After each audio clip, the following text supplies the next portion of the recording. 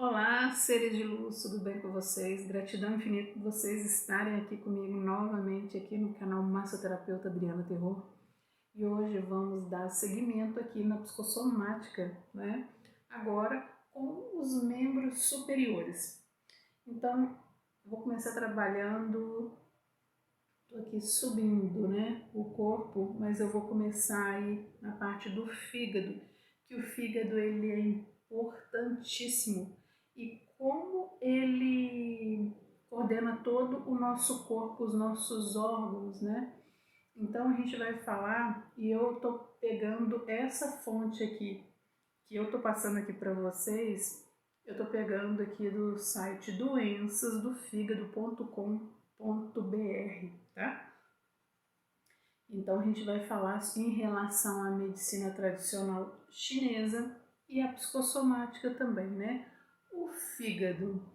O fígado na metafísica, são os nossos, é o sistema nosso excretor, né? Então ele vai filtrando, ele vai excretando e ele também faz parte aí do nosso equilíbrio emocional. Se o seu emocional não está equilibrado, com certeza, sabe aquelas tonturas, tem gente que tem vertigem, às vezes, né, eu tô com vertigem, estou com enjoo, náuseas, pode ser o fígado, né?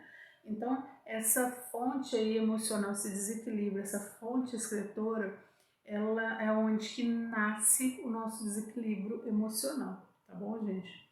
Então, aqui tá falando, olha, na visão da medicina tradicional chinesa, o MTC, o fígado, do ponto de vista energético, está estreitamente envolvido com a vesícula biliar, né? Então, assim, o fígado, ele está aqui no nosso lado direito e a vesícula no lado esquerdo. Faz todo sentido mesmo, né? Para alinhar aqui. Então, olha, o fígado, do ponto de vista energético, está estreitamente envolvido com a vesícula biliar, postura e decisões. Tá? Então, hoje a gente vai falar aí sobre a gente vai falar sobre diversos órgãos aí do corpo interligados aí ao fígado. Mas aqui, falando sobre postura e decisões, aqui também vamos falar também sobre os nossos olhos, que é o nosso sentido de visão, de percepção, os ombros, os joelhos e tendões. Então, assim, a gente vai falar essa parte da articulação, gente. Tem gente que fala assim, eu tenho problema de artrite, artrite reumatoide, eu sempre embolo, né? Doenças na articulação, são pessoas muito rígidas, muito rígida no sentido de não gostar de mudanças, não ser muito flexível, não se adaptar muito a certas coisas, tá? E as unhas, os seios e todo o aparelho reprodutor feminino também a gente vai falar aqui, né? Na medicina tradicional chinesa se diz que o fígado é o órgão mais importante para a mulher, assim como o rim é para o homem. Praticamente todo o sistema reprodutor feminino é regido pelo fígado, responsável por alterações no ciclo menstrual, presença de ciclos de ovário, miomas uterinos, corrimentos e prurido vaginal. Alterações da libido, como frigidez, impotência. O fígado é responsável para manter o livre fluxo de energia total no corpo. Então vocês vão entender por que eu estou falando sobre essa importância aqui. A gente vai chegar nesse ponto, né? Então, como o movimento do sangue segue o movimento da energia, sabe? Quando a pessoa ela está muito tensa, está bloqueada, aí a energia está bloqueada. Então, quando você tem aquela TPM também, a tensão, né? Então você bloqueia e você sente aí dor, né? Menstrual. Então, olha, o sangue ele segue esse movimento energético, dizemos que o fígado direciona a circulação do sangue e regula também o ciclo menstrual. Mas seu papel mais importante é, sem dúvida, sobre equilíbrio emocional, né? é o livre fluir de energia. Sabe quando a gente fala assim, segue o fluxo? Tem gente que não consegue. Se tem algum problema, fica ali muito focado ali no problema. Tem gente que tem problema até de insônia por conta disso. Muitas vezes essas pessoas têm esse problema aí no fígado, tá? Então, olha, o que vai nos permitir responder vitoriosamente aos desafios da vida, aos estímulos emocionais, afetivos 24 horas por dia. Cada segundo da nossa vida sem parar. Daí começa a responsabilidade e respeito que devemos ter para o nosso fígado e sistema hepático. Então, assim, olha a importância, né, do fígado no nosso corpo, em toda a conjuntura. Tudo por conta do emocional vai abalando muita coisa. E já podemos deduzir também sobre o desgaste intenso ao qual esse sistema é submetido no cotidiano da vida moderna, né? Pouco se sabe sobre sua importância e como auxiliar, ser cúmplice do fígado nessa missão existencial, equilíbrio emocional e afetivo, visão, flexibilidade, postura e decisões. Gente, é impressionante, né? Então, assim, tanto é que na acupuntura, quando a pessoa está com desequilíbrio emocional, se trabalha muito o fígado, o ponto ali do fígado. Entende? Que ali você desbloqueando aquele ponto ali, você consegue desbloquear muitas coisas, muitos problemas físicos, que às vezes você tem dor na coluna e você acha que é a coluna e é o fígado por conta do seu emocional, né? Então, olha, pelo contrário, só pela má alimentação e sedentarismo, a cultura ocidental faz de tudo para fragilizar o sistema hepático, os maus hábitos alimentares e de vida, né, que leva aí o desequilíbrio emocional, o desequilíbrio funcional, que leva aí, que desencadeia aí os maus hábitos alimentares. Então, olha como que a nossa alimentação também flui. Mas olha só, quando a gente está com o emocional abalado, a gente também tem distúrbio alimentar, né? Então, você começa a comer aí as comidas industrializadas, isso daí também faz aí o maior estrago, né? Então, olha, os problemas ligados aí ao fígado pode ser por falta de excesso de energia circulante.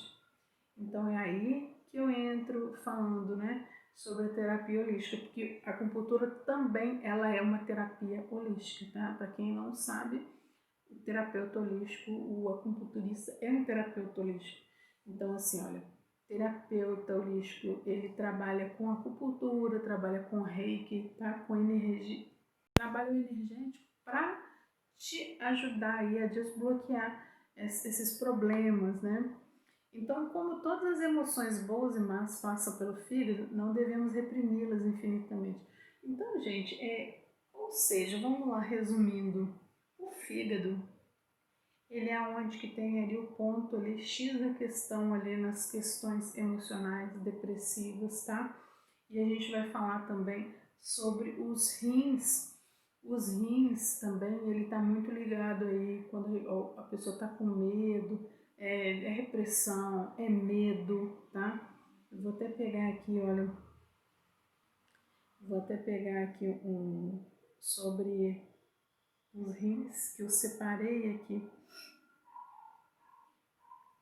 Ó, qual emocional afeta os rins, né? Então, olha, habitualmente a emoção que desequilibra os rins é o medo. Quem se sente inseguro, com medo e com relação, medo do futuro, esse período que a gente está vivendo, com tanta notícia ruim, né? Eu sugiro para você evitar notícia ruim, então evite assistir notícias. Ah, mas eu preciso ficar ligado. O que você vai fazer para o mundo? Até para fazer uma oração, até para emanar luz, você precisa estar bem para você emanar luz, né? Então eu costumo dizer que se você fazer corrente de oração quando você está com depressão, não adianta, né? Então você não vai emanar luz.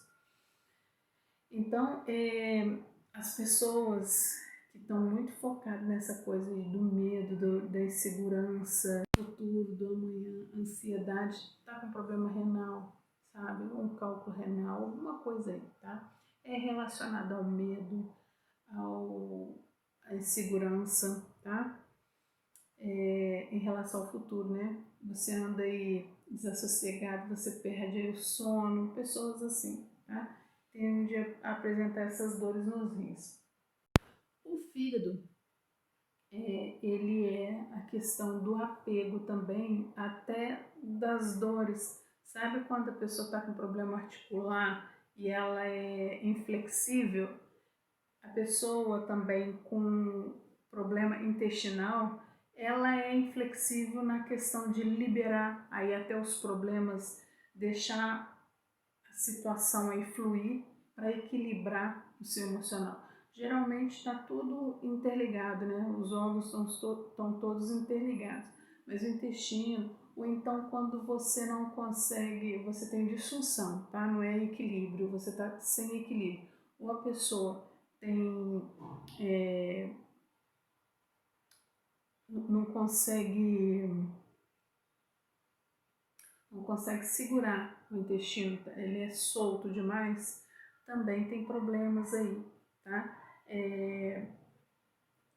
Medo, sabe? Medo, tristeza, depressão, tá? Desequilíbrio, desajuste mesmo.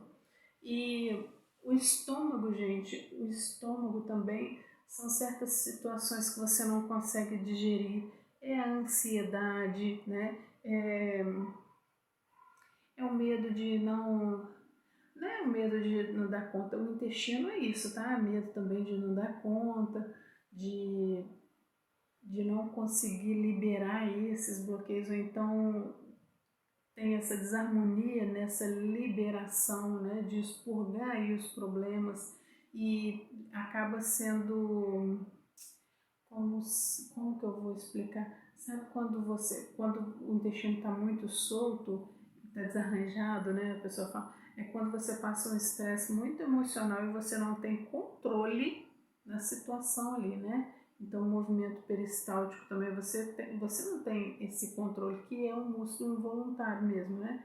Como o coração, você não consegue controlar o intestino, mas é tudo emocional, e também você não está conseguindo controlar suas emoções, a sua ansiedade, entende? E o estômago, ele é essa parte intelectual, esse medo, essa preocupação com alguma coisa, com alguma situação, pessoas que estão com muita ansiedade, com o medo aí do futuro, pensando muito no futuro e projetando, ai, não vou dar conta, não vou dar conta, geralmente tem esse problema aí no estômago, tá? Vou pegar aqui essa parte aqui do estômago, vamos falar um pouco mais dele.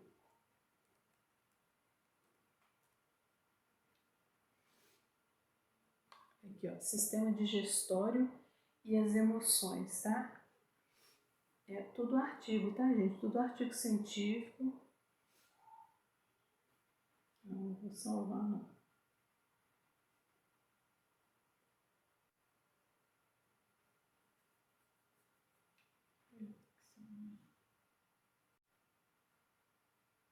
Não salvo. Isso é interessante.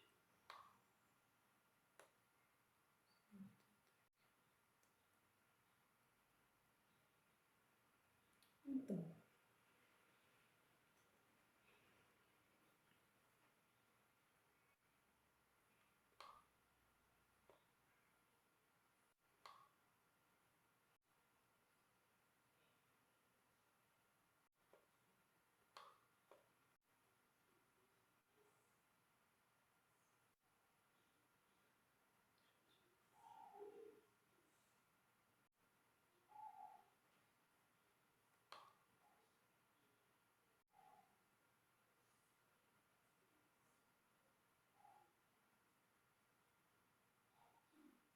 vai ser bem interessante essa parte aqui, que a gente vai falar aqui, olha, sobre, por exemplo, a boca, né?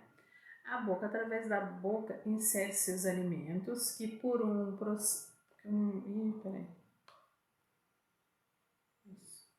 que um processo de pressão oral. Ocorre a mastigação, triturando, à medida que misturando a saliva, forma aí o bolo alimentar, né?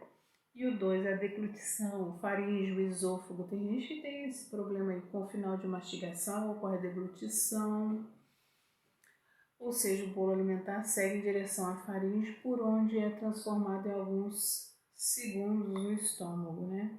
Então, a estocagem gástrica aqui, que é o compartimento 3, é o bolo alimentar ao chegar no estômago, armazenamento sem muitas alterações. Porém, à medida que fica depositado sob degradações provocadas pela ação da saliva, já a ele incorpora desde a boca a secreção gástrica compondo-se do quimo que segue o duodeno intestinal. Então, a gastrite, por exemplo, vamos lá nela, né? É uma doença mais comum que corresponde ao sistema digestório de origem, né? Inflamatório, apresentando as características de ataque da mucosa gástrica, né? Inflamação, tem gente que tem refluxo, né? Então, existe dois tipos de gastrite, a aguda, que é emocional, e a crônica, que é a bactéria, né? Então, a aguda, que é o caso aqui nosso aqui que a gente vai falar, permite uma abordagem mais simplificada que segue o aparecimento súbito de evolução mais rápida e facilmente associada a agente causador, por vezes, de medicamentos e infecções. Então, assim, às vezes, você quer ajudar numa situação e atrapalha a outra, o remédio, né? Então, o remédio, às vezes, ele te ajuda no emocional para você dormir, mas ataca o estômago também, e isso acaba também causando aí uma gastrite, né? Então, olha, aqui, segundo Moreno e Araújo, 2005, fala que a gastrite é consequência da emoção de raiva, tá? Então, esse sentimento mesmo, de raiva, de algo que você não está conseguindo digerir, né? Quando não canalizada, em que afeta o estômago. A gastrite muitas vezes tem diferente significado para os leigos, para os médicos, ou seja, muitos utilizam o termo gastrite para representar os vários desconfortos relacionados ao aparelho digestivo, tá? Mas é esse sentimento aí de raiva, de sabe quando você não está engolindo? E às vezes, quando essa emoção você não está conseguindo digerir, ela retorna, é o refluxo, né? Então, assim, refluxo é essa sensação aí de raiva, de mágoa, gente. Então, assim, é um sentimento que vai de preocupação, sabe? Então, vamos falar aqui sobre a úlcera. Não, eu não vou falar sobre a úlcera, porque a gastrite ela já falou bem aqui. A doença hepática nós falamos também, né? Um pouco aqui sobre o fígado. Não vou falar também, tá? Agora, o papel no trato gastrointestinal, na fome e na saciedade, né? As pessoas têm ideias diferentes aí entre comer pouco e comer muito, mas é aquela parte aí que a gente falou também, né? De a compulsão alimentar, o emocional, o intestino, gente, está muito ligado aí também à depressão. A pessoa está muito depressiva, né? Então ela acaba tendo essa compulsão, né? Mas eu quero chegar aqui na parte aqui do intestino. Aqui, vamos falar um pouco aí da obesidade. A obesidade, porque isso daí ela fica onde? Ela fica alojada nessa parte aqui abdominal, né? Na maioria das vezes. A obesidade é considerada atualmente um grande problema na saúde pública.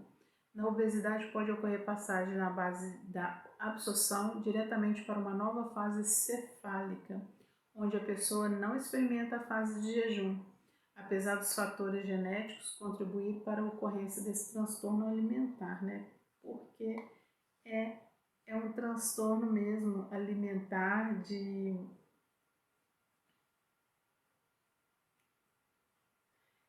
olha só, aqui está falando, segundo Dalgo Larrondo, de 2008, fala que um ponto relevante é que os obesos têm dificuldade em diferenciar a fome de sensações desagradáveis Então, substitui, sabe? Tá sentindo a sensação desagradável, o cérebro, ele transmite que você está com fome e te traz esse prazer, né, naquele momento. Então a pessoa vai comendo, não estou fazendo nada, eu vou comer. Anorexia nervosa, né, falando aqui de transtorno alimentar, de acordo com Delga-Larrondo, de 2008, fala aqui da anorexia nervosa, ser atraente e estar ligada à magreza. E também pode ser originada a partir da tentativa de controlar os conflitos na área da sexualidade, relacionamento com os pais, etc., por meio do controle de peso e da imagem corporal. Segundo Pinel, o valor de incentivo positivo de interagir com a comida é diferente. É um distúrbio também, né? É aquela falta de equilíbrio, né, que a gente estava falando na hora ali do fígado, né? O ponto ali de equilíbrio no intestino, digo melhor, né? A gente estava falando sobre esse equilíbrio, né? Os símbolos aqui, simbologia relacionada ao sistema digestório. Vamos falar aqui um pouco sobre essa situação aqui, sobre o intestino. Então, vamos falar aqui no intestino, é isso que eu quero mostrar aqui para vocês.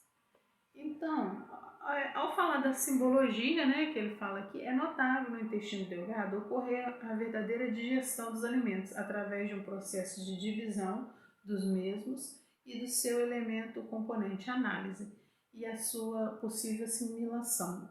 Portanto, quando nos deparamos com moléstias no intestino delgado, devemos atentar para a possibilidade de estar envolvido com um importante componente analítico, pois a função deste órgão é analisar, separar em partes, verificar os detalhes.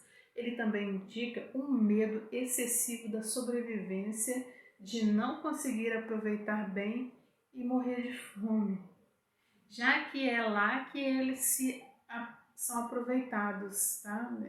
Aqui que fala é o autor Castelli e Silva, de 2007. No intestino grosso acontece a finalização da digestão, com a absorção da água que restou nos alimentos digeridos. Então, a psicanálise, ela interpreta a defecação como um ato de doação e generosidade. É um excremento que tem relação simbólica com o dinheiro, é o desapego, entende? Se o intestino delgado corresponde aí ao consciente analítico, o intestino grosso corresponde ao inconsciente. No sentido literal, o submundo e as fezes são conteúdo do inconsciente. Quem teme perder a vida ou afirmar a própria personalidade perde sangue e muco. São pessoas grudentas, pegajosas, que têm necessidade de se fazerem de boazinhas e, nessa forma, renunciam da sua própria personalidade e vivem em função do outro, entendeu? Então, são pessoas que têm muito medo aí de perder a vida, né? De firmar aí a sua personalidade, muita insegurança, tá? São pessoas, às vezes, por essa insegurança, grudentas, pegajosas, que têm necessidade de se fazerem de boazinhas para ser aceito, para ser aceita, tá? Então ela renuncia à sua própria personalidade e vive em função do outro, para agradar, para ser aceito. Está envolvido muito, porque está envolvido muito com o medo mesmo de não ser aceito, de ser rejeitado, rejeitada, é medo e apego, tá? Tem apego até aos problemas. Reclama, mas acaba apegando aos problemas, tá?